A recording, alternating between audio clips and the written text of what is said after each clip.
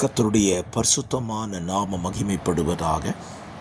ஆசீர்வாதமான ஒரு காலை வேளையிலையும் கர்த்தருடைய வார்த்தை உங்களோடு சொல்வதில் மிகுந்த சந்தோஷம். சிலுவையின் உபதேசத்தில் நேற்றைக்கு தியானித்த தொடர்ச்சி, ஒருவர் பாரத்தை ஒருவர் சுமப்பது சிலுவையின் உபதேசம்.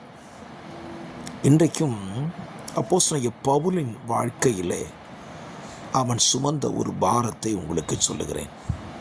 பிலமோனுக்கு எழுதின நிருபத்தில் பிலமோனிடத்தில் பவுல் ஒனேசிமு என்பவனுக்காக வேண்டுதல் செய்வதை நீங்கள் வாசிக்க முடியும்.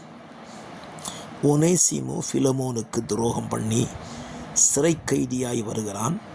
சிறையிலே பவுல் அவனை சந்தித்து அவனை கிறிஸ்துவின் பிள்ளையாய் மாற்றின பிற்பாடு பிலமோனிடத்தில் ஒரு காரியத்தை சொல்லுகிறான்.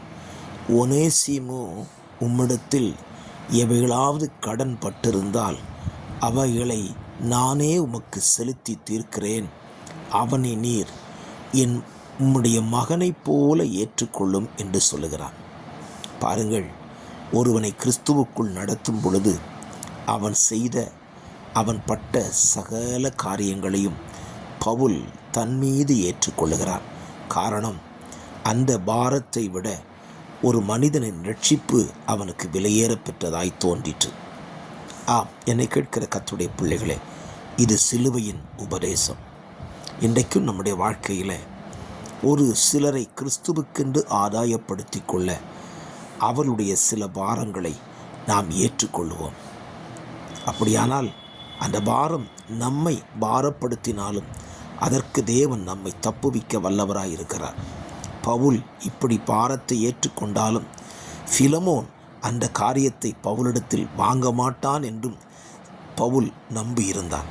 ஆகவே பாரங்களை சுமப்பதில் சிலுவையின் உபதேசம் நம்மை தட்டி எழுப்பட்டும். இந்த வார்த்தையை நீங்களும் கடைபிடித்து பாருங்கள். அது உங்கள் வாழ்க்கையில் ஆசீர்வாதத்தை நிச்சயமாய் கொண்டு வரும். ஜெபிக்கலாம். பரிசுத்த பிதாவே, இந்த வார்த்தையின்படி வாழ எங்களுக்கு நீர் கிருபை செய்யும்.